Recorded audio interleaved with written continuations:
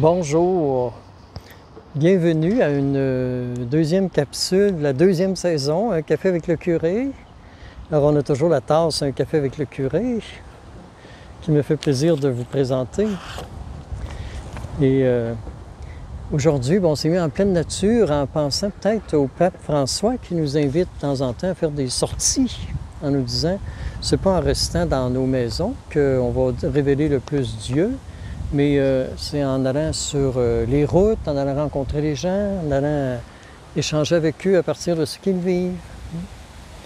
Alors, la semaine dernière, on se posait la question « Qui est Dieu? » Alors aujourd'hui, on va essayer d'aller un peu plus en profondeur dans cette réalité-là.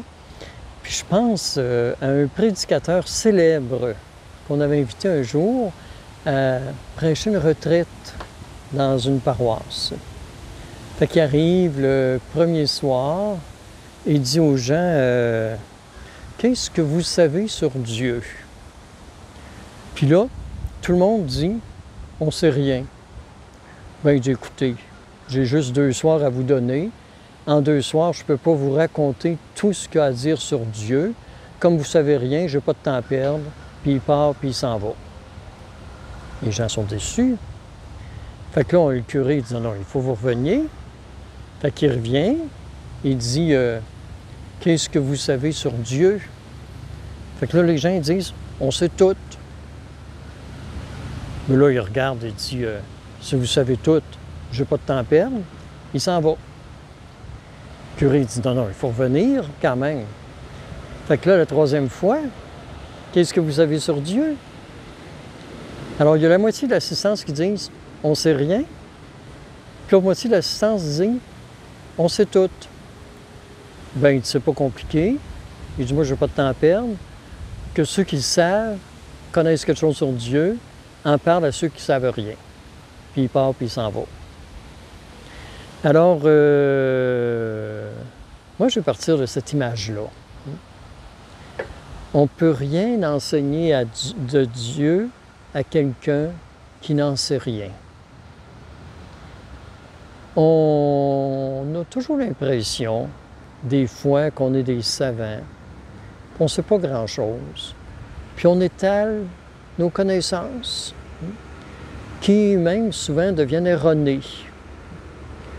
Là, je pense à Maurice Duplessis, qui disait, vous savez, la culture, c'est comme la confiture. Moins on en a, plus on l'étend sur nos toasts. Alors, souvent dans la vie, on étend le peu de connaissances qu'on a, puis on se pense bien savant. Alors, on ne peut rien enseigner non plus à quelqu'un qui sait tout ou qui pense tout savoir. Puis, plus on apprend, plus souvent on réalise qu'on ne savait rien. Alors, c'est ce qui fait qu'au lieu de penser qu'on peut s'enrichir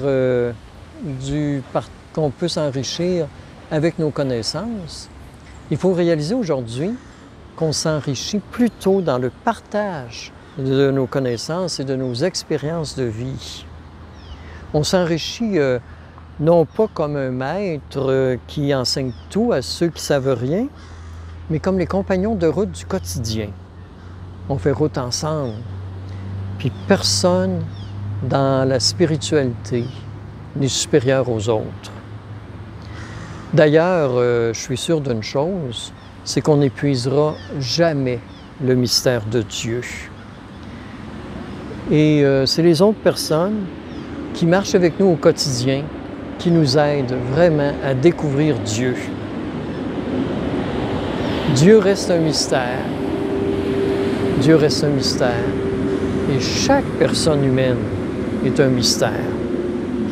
C'est bien ce qu'a compris Marie à l'Annonciation quand elle réalise qu'elle ne connaîtra jamais le tout de Dieu, puis qu'elle décide de s'abandonner en disant « Rien n'est impossible à Dieu, que tout soit fait selon ta parole ».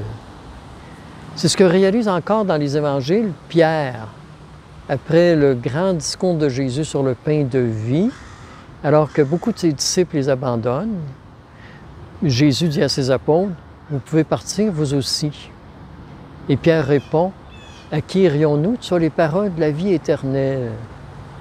Alors Pierre ne sait pas tout. Pierre n'a pas tout compris. Mais Pierre a compris que Jésus est un mystère, puis qu'il est bon de s'abandonner dans le mystère de Dieu. L'engagement qu'on prend en prenant la route, en allant dans le quotidien des autres, l'engagement qu'on prend, il doit être, enseigne Marie et Pierre, dans l'humilité, puis le service des autres. Ça me rappelle, et ça m'a beaucoup interpellé, ça me rappelle un tremblement de terre qui avait eu lieu au Honduras.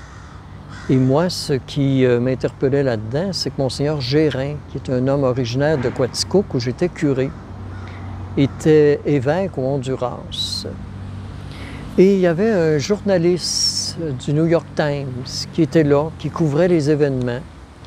Puis, il couvrait les événements en écrivant tous les jours un article pour le New York Times avec la grande question, mais où est Dieu dans ce tremblement de terre? Alors, où est Dieu? Puis dans le fond, vous comprendrez comme moi que ce qu'il voulait, c'était faire un peu scandale sur Dieu. Puis à un moment donné, ils sont arrivés des secours humanitaires et les gens, ça faisait au moins 5 jours qu'ils n'avaient rien mangé. Il y a eu beaucoup de décès dans les familles. Et là, il voit une petite fille d'à peu près 11 ans qui fait la chaîne en arrière des autres puis qui attend sa part de nourriture. Et comme elle est en bout de fil, quand elle arrive à la table, il reste à peu près plus rien. Comme c'est une petite fille, on lui donne une banane. Elle dit merci, comme si on lui avait donné la lune. Et là, elle part, puis elle va sous un arbre retrouver ses 3 petits frères, plus jeunes qu'elle. Elle prend la banane, puis elle la coupe en 3 parts, puis elle leur en donne chacune une partie. Elle n'a rien gardé pour elle. Alors, le journaliste a vu l'événement.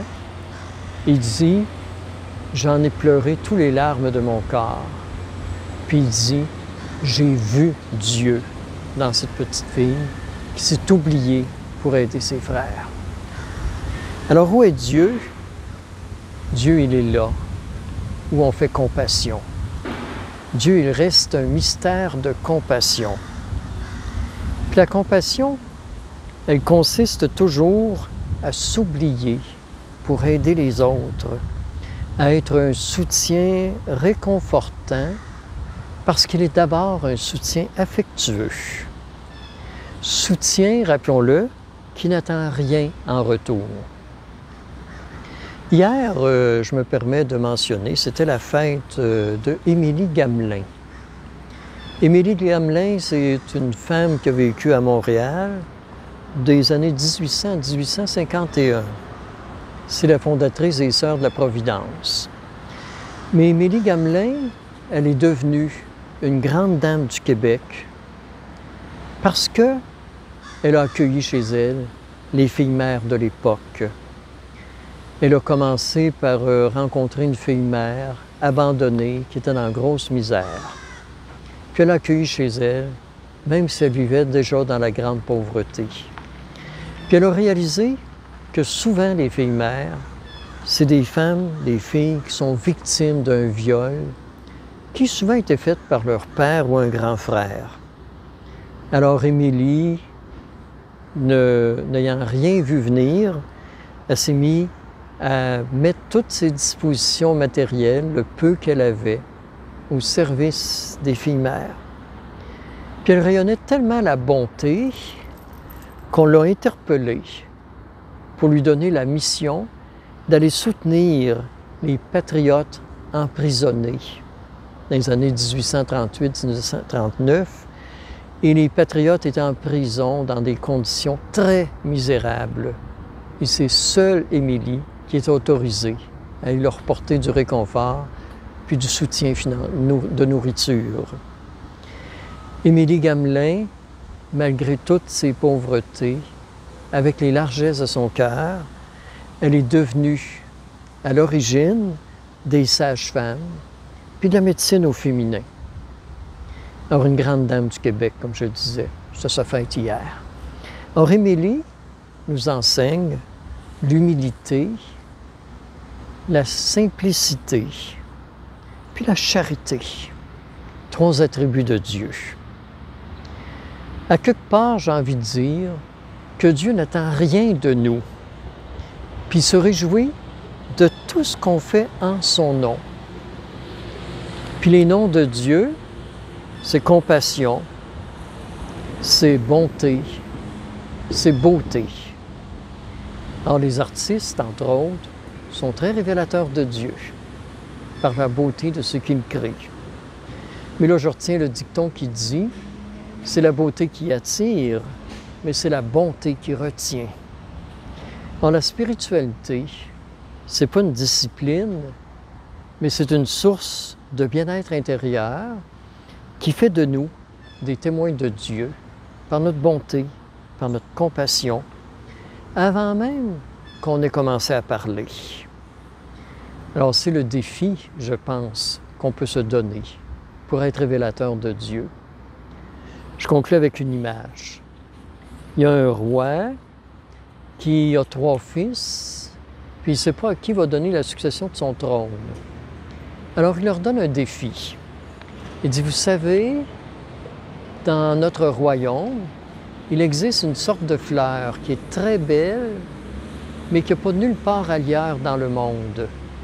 Fait que là, il faut que je parte quelques semaines, puis je vous donne chacun une fleur, puis je vous invite à faire en sorte qu'on ne perde pas ces fleurs-là dans notre royaume. Le premier fils, il dit, elle perd avec ses fleurs. Quand il va revenir, j'irai en chercher des fleurs chez le fleuriste. Fait qu'il est sac à poubelle. Le deuxième, il se dit, ça a l'air bien important pour lui. Fait qu'il met ça dans le coffre-fort. Quand le père va revenir, puis qu'on ouvre le coffre-fort, les graines de fleurs, elles ont pourri.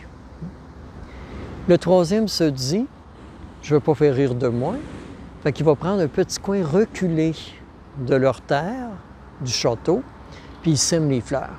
Puis les fleurs deviennent un champ de fleurs extraordinaire.